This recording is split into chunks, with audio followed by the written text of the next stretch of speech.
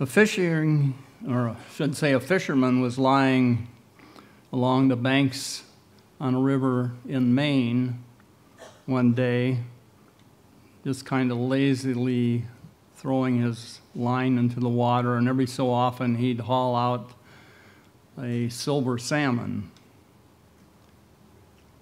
In between pulling out a fish, from time to time, he would take a bite out of his homemade sandwich and a drink from his six-pack of beer that he had. And all in all, he thought, boy, this is really a wonderful afternoon. I'm having a really good time. As he was hauling in a fish, a businessman from one of the nearby towns, very prosperous-looking businessman, strolled over and said, you know, don't you realize that you could catch a lot more fish if you had several lines out there in the water at the same time? He said, well, why would I want more fish? Well, if you had more fish, you could sell more, you'd have more money, and you could buy a big fishing boat.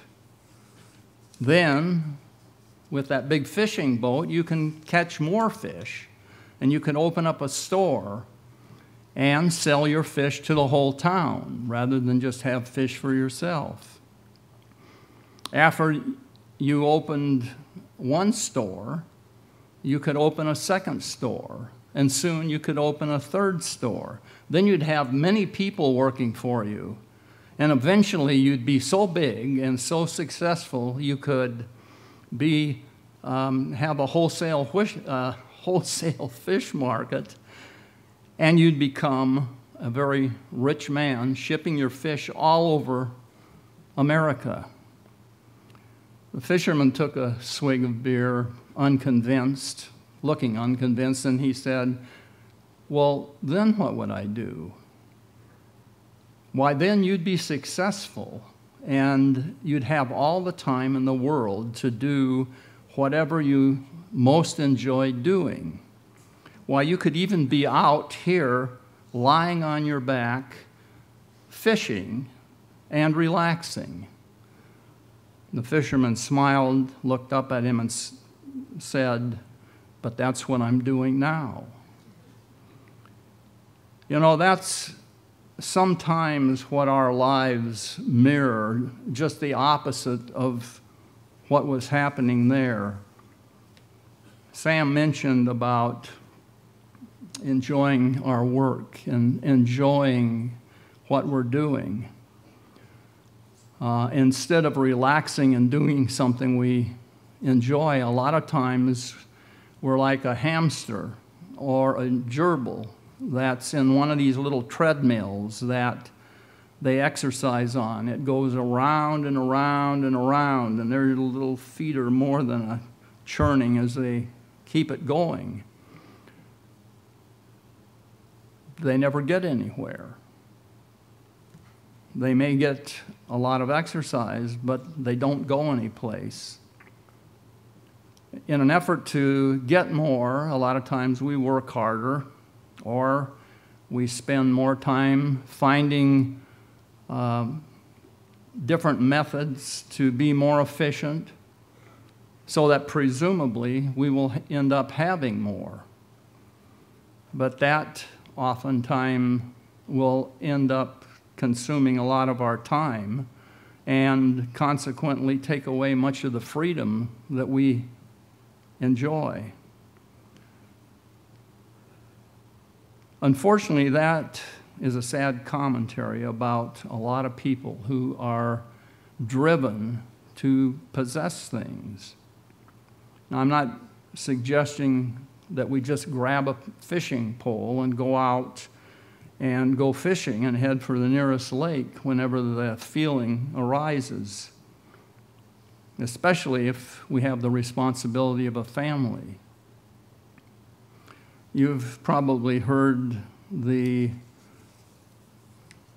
saying, the best things in life are free, which comes from a old popular song that was written back in 1927 by Ray Henderson, and the lyrics were by Buddy DeSilva and Lou Brown.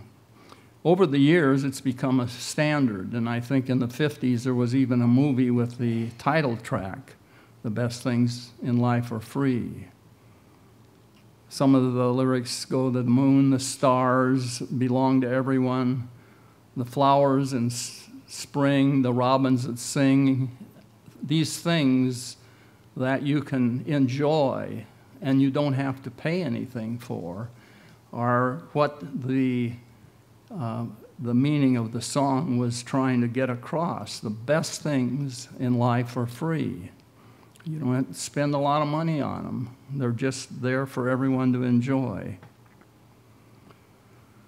Sometimes people find themselves in an untenable situation because in the drive to acquire more things, they may have to compromise their standards in order to get there.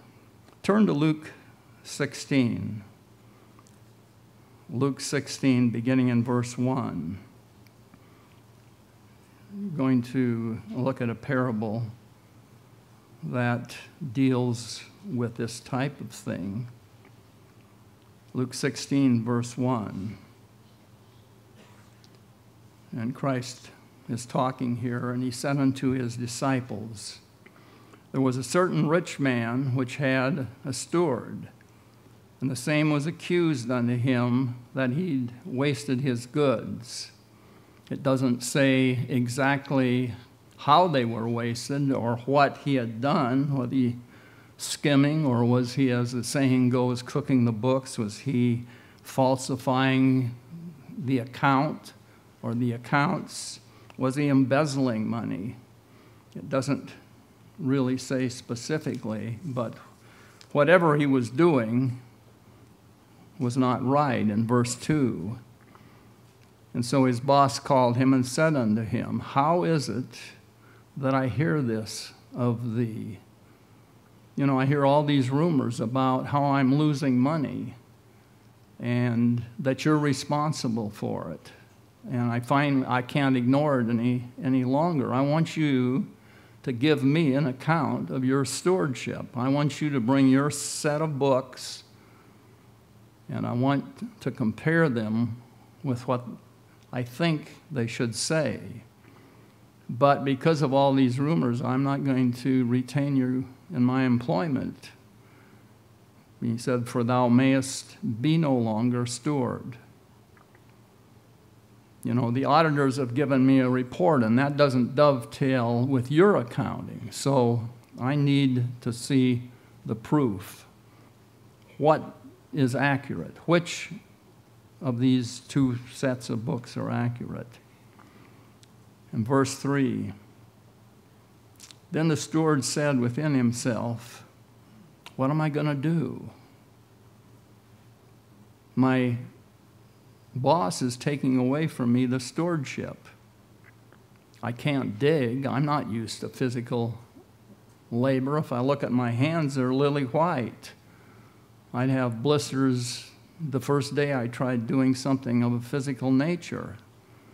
And I'm too ashamed. I can't go out and stand by the freeway on the on-ramp and hold a sign that says hungry, out of work,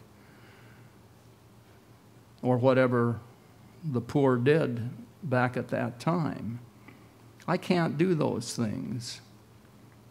You know, no one in town is going to hire me when the work or the word gets out." So verse 4, he said, I think I know a way to solve this problem. I'm resolved what to do. That when I'm put out of the stewardship, they may receive me into their houses. So once I lose my job, he says, I'm going to find a way to cement relationships so I'm not just swinging out there by myself, that I have contacts, that I have a way to continue working. In verse 5, he said, "So he called every one of his Lord's debtors unto him and said unto the first, How much do you owe my boss?" And he said, 100 measures of oil. And so he said unto him, "Take your bill and sit down quickly and write 50. And I'll tear up your IOU for 100 and replace it with the one that says 50, and you'll save 50. Thinking it'll help cover up the 50 I stole from my boss. And once again, it doesn't say how he did it, but this is what he was trying to do. He was trying to cover up what he had done, but also ingratiate himself and become friends with people that he thought would be able to help him when he was no longer there. Verse 7, "Then said he to another, And how much owest thou? And he said, 100 measures of wheat. And he said unto him, Take thy bill and write 80 or 80. So if you understand what he was doing here, and it said he called all of his debtors, so he went through each one of the IOUs and somehow, depending upon whatever formula he used to arrive at the figures, he discounted them by having them rewrite what they owed, and then presumably tore up the original.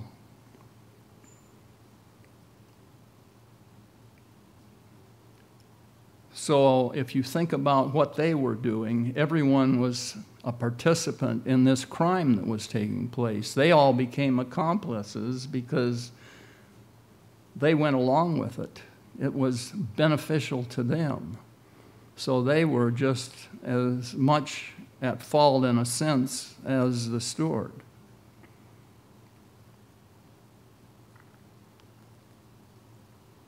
Verse 8, continuing on. And here's something that looks very strange on the surface when you read it. And when the Lord, or his boss, heard about it, he commended the unjust steward. You would think he'd be reprimanded, severely reprimanded, because he was losing out here. Although at this point, when he found out what had happened, perhaps there was a way that he could rectify the situation by proving that the steward had, falsified the records. But he commended the unjust steward because he'd done wisely. For the children of this world are in their generation wiser than the children of light. So he said, you did what you had to do, and it was pretty smart. When I think about it, I might pull something like that myself sometime with some of the people I deal with. By doing what he did, the steward had a favorable connection with the people in the town. He knew, maybe they'd be so grateful to him that they would give him a job so his lily white hands wouldn't get blisters, and he would still be respected by a group of people who were used to shady business practices and didn't think there was anything wrong with what he'd done. They may have said, well, that's, if you can get away with it, more power to you. And there are probably people like that. That's the way they do business. And they'd probably just say, well, business is business. If you can find a way to make a buck, more power to you. But Jesus said in verse 9, continuing on, he said, I say unto you, make to yourselves friends of the mammon of unrighteousness. Notice it doesn't say that you become unrighteous, but that you use your money wisely. He's not condoning unrighteousness, So use your money wisely, so when you fail or quit, they may receive you into everlasting. And Strong's the description of what everlasting means here is G166. It means eternal, without beginning or end. Habitations, eternal habitations. So in this example, Christ showed that the unconverted are generally wiser than the converted, and that we who are converted can correct this inequality by using our money wisely.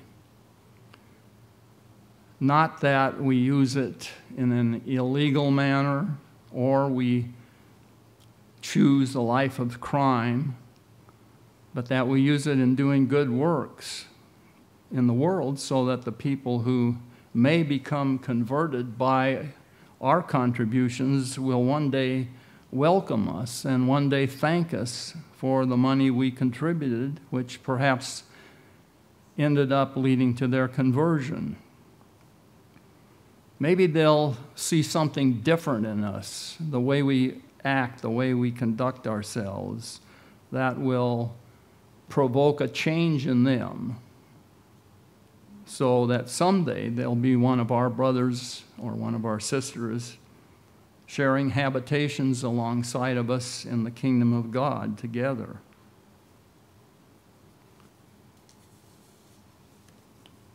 In conjunction with this, there's something specific we can address that will help us immensely.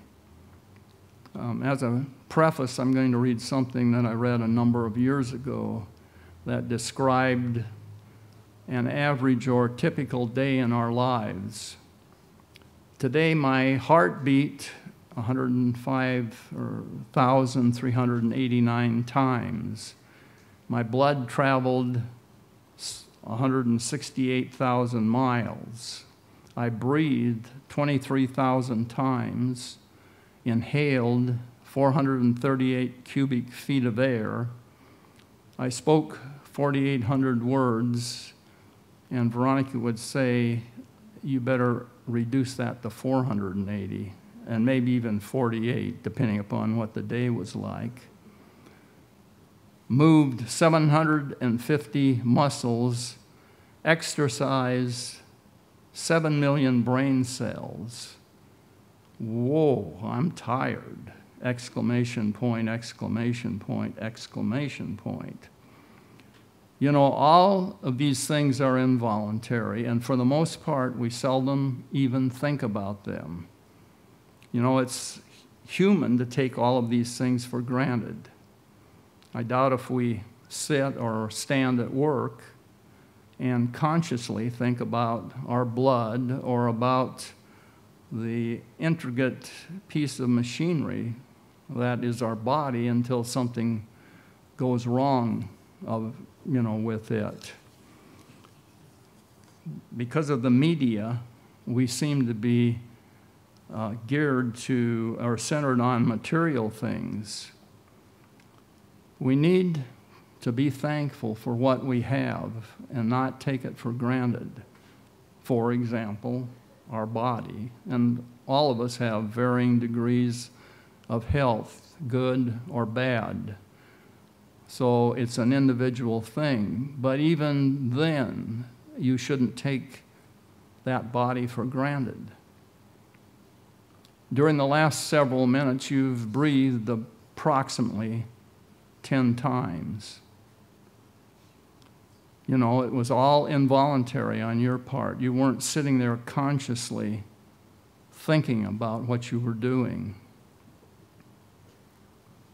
If you knew you were going to be deprived of that air, you know what would happen to you after a period of time.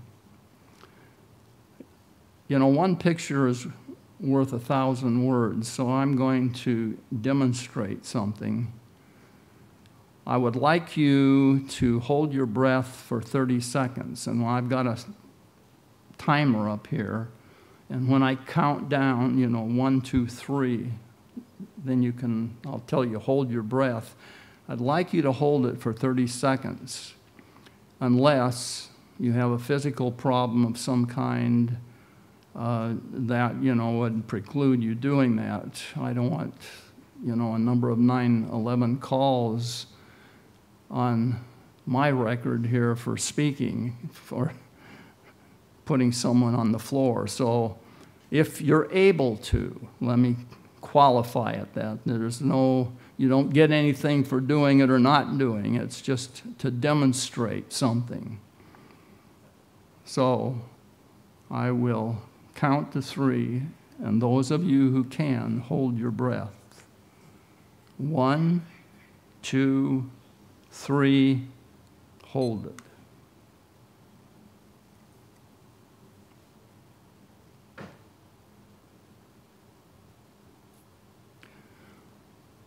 If you were an announcer on a radio station, this is what is called dead air. And if you have too many times this happens while you're broadcasting or announcing, you'll be out of a job. And if you listen to the radio, you will notice it's pretty rapid fire. There's not a whole lot of gaps.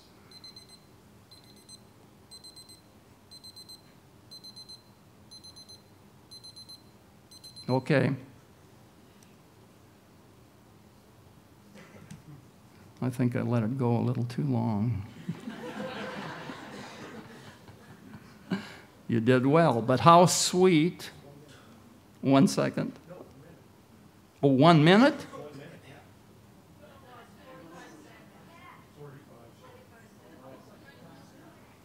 Okay, well, I told you we need a light up here. Anyway, how sweet does that air smell, those of you who are still living and breathing? Let me ask you a question regarding that. When was the last time you thanked God for your air? We need to be thankful for the things that we have and not unthankful for the things we don't have. A number of years ago, I read a book by Robert Muller entitled, "Most of All, They Taught Me Happiness." He was a young man who fought in the French resistance during World War II, and he was captured and imprisoned. And this book, along with a number of other things, describes some of the things that he faced in captivity. He said that 30 men were standing in a cell meant to hold 6. They took a cell, and actually it originally was meant to hold only 2, but 4 to 6 could be in that cell if they were all standing. But there were 30 in that particular cell that he was in.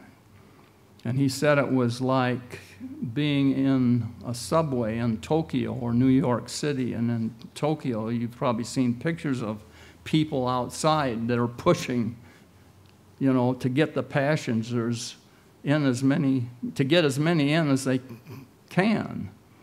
It was like that. And they didn't talk in order to save oxygen. And he said the stench was overpowering from the one bucket that was in the room in the corner to collect human waste.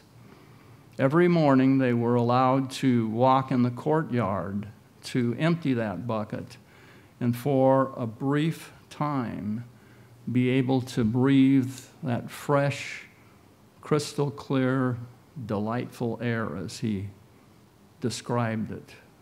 Now, you can't imagine that unless you actually experience something like that.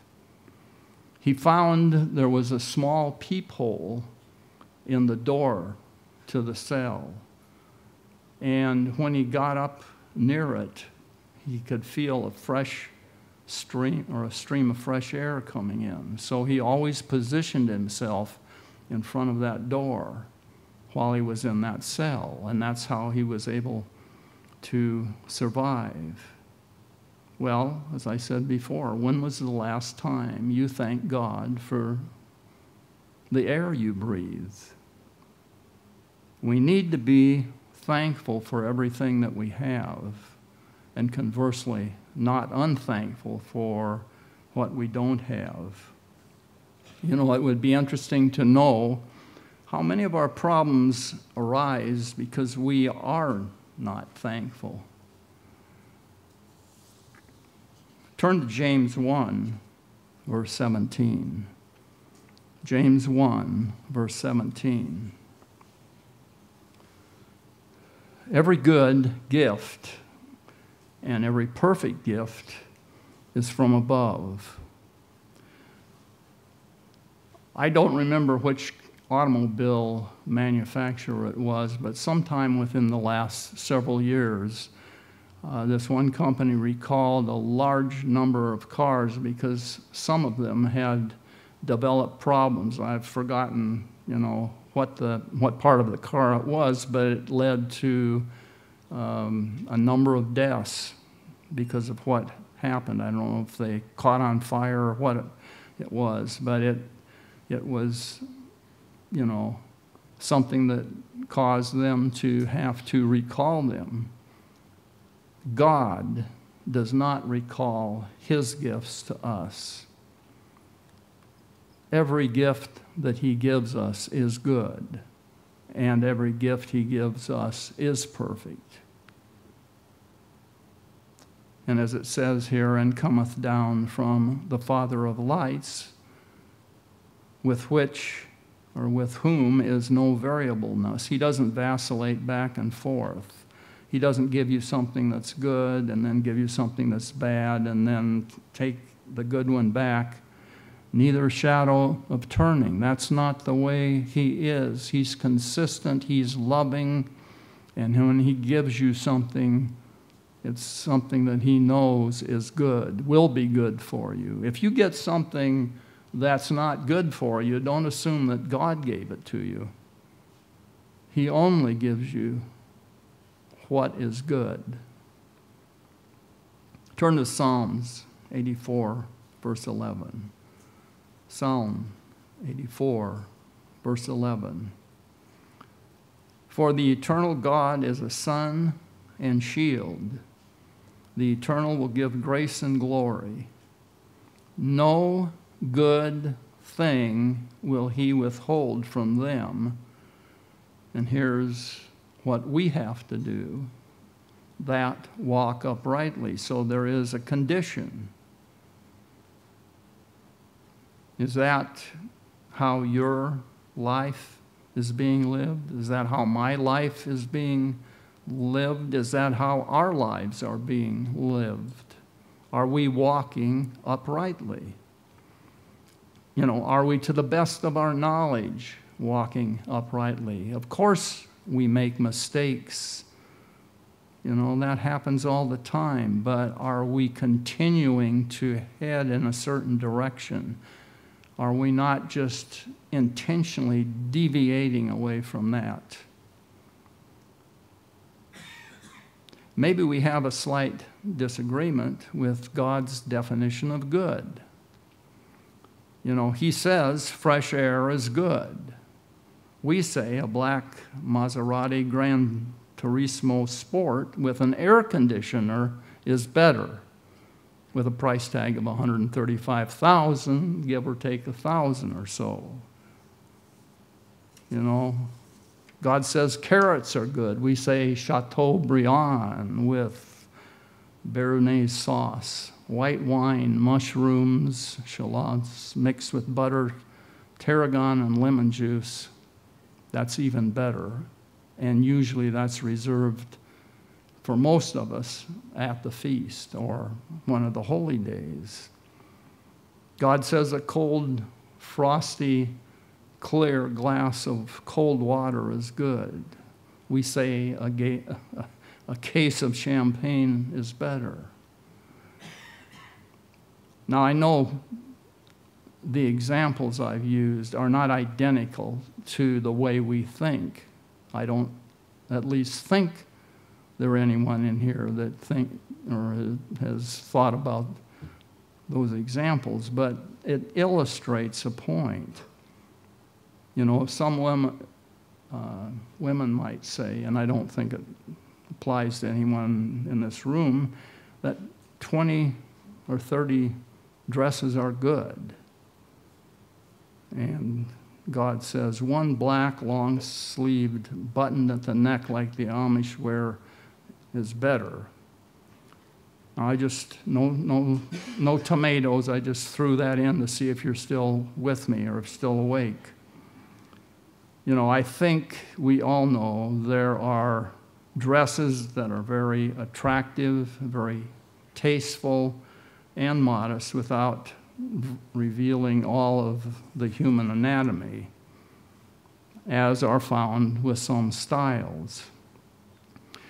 You know, I think all of us appreciate color and variety, but I doubt that there are many women in this room that can afford to wear a dress only once or twice. You know, let's reserve that for the Hollywood types.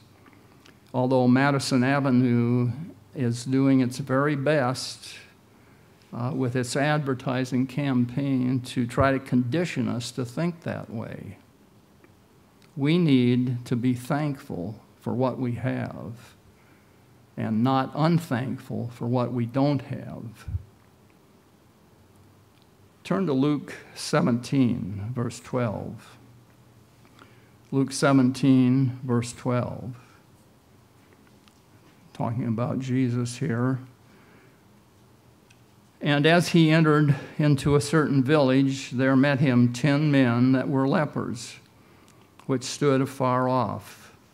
And they lifted up their voices and said, Jesus, Master, have mercy on us. And when he saw them, he said unto them, Go, show yourselves unto the priests. And it came to pass that as they went, they were cleansed. So they followed his instructions. It didn't seem like it was, you know, a very big thing, but they did follow his instructions, and as a result, they were all healed. Verse 15. And in verse 15, and one of them, when he saw that he was healed, turned back and with a loud voice glorified God,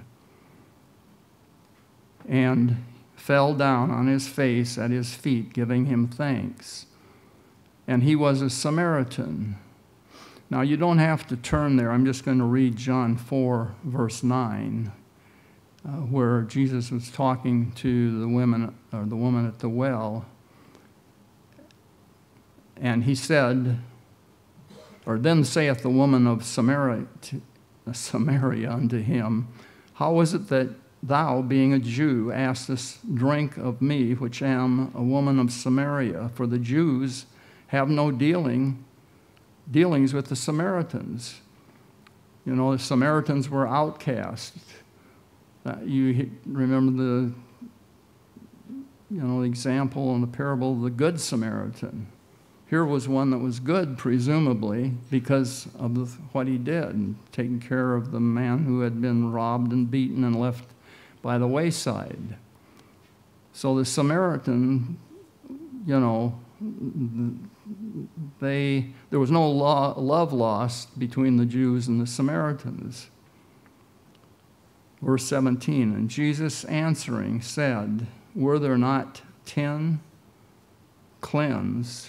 But where are the 9? There are not found that return to give glory to God, save this stranger. So, you know, even there he was including him. The Samaritans were strangers. They weren't people that you spent time with. Verse 19, and he said unto him, Arise, go thy way, thy faith hath made thee whole. We need to be thankful for what we have, what we get. and not unthankful for what we don't have. Don't take this life for granted. You know, you're never going to be able to obtain everything you want, but you will always be blessed with so much more if you are looking to God to provide it for you. And we have already seen that when I read nothing comes from God unless it's good. Regardless of the situation you may find yourself in right today, right now, all you have to do is look around and you'll always find or see someone that has less or has something far worse than you have. That's just the way life is. Make a habit each day to single out and think about a different blessing. I mean, consciously do it. Don't just blow it off and forget about it. Think of a blessing that you enjoy, that you have. It may have no meaning or relevance to anyone else in this room, but that's unimportant. You pick out what is important to you, what personally is important to you. You know, one day, for example, you may think about what it's like to have two eyes. You know, even if you have to use glasses to see, you still have the use of those eyes, so that doesn't matter. Some of us were reminiscing a little while back about a deceased member of the church by the name of Chuck McFarland, and a few of you remember him. He lost the sight of both of his eyes in the Second World War, and also lost one of his hands, which was replaced by this prosthesis that had a hook on it. It looked like a hook, but with which he was able to do amazing things. It was absolutely amazing. One time his wife, Tina, was having trouble parallel parking between two cars.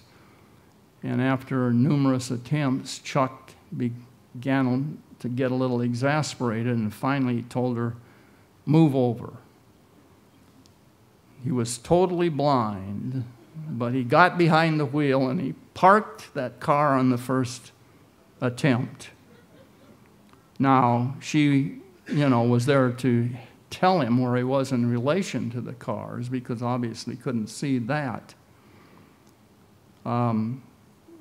He may not have been able to see the flowers or the stars or the animals or the streams out where he lived. And they lived in a beautiful place out east of Monroe, up in the mountains. And he actually had built the house up there pretty much by himself with the help of Tina. He had his senses so honed that they were more acute than probably most of us. He probably was able to see things and hear things that we wouldn't feel in the same way. Another day, when we eat, try to consciously think of the homeless and the hungry right here in the Puget Sound area. If you've been watching the news, you probably know the city of Seattle is trying to, in a series of very controversial meetings, trying to come up with a tax that will raise money to take care of the homeless by, taxing some of the major businesses for the benefit of the myriad of homeless people that we have in this area. When we go to school or when we go to work, do we ever think of those who still go hungry or have no place to live in our area? Now, admittedly, You know, there's a fine line of demarcation between those who are have a legitimate need and some that are freeloading. I recognize that. I understand that. A number of years ago, I read about the pouring of water in Japan as being a ceremony. You know, I don't remember the details about it or what it pertained to, but how many of us listen to the gurgling noise of water every time we turn the faucet on at home or any place? You may say, we've been listening to it on our roof for the last 6 months. What are you talking about? We know what it's like. You know, when we take a shower or run water in our sinks, do we ever actually listen to the sound of it? You know, we're so acclimated to hearing that sound every day that we don't pay any attention to it. You know, tonight, why don't you just go home and turn on the faucet and just consciously think, you know, it's there. I take it for granted.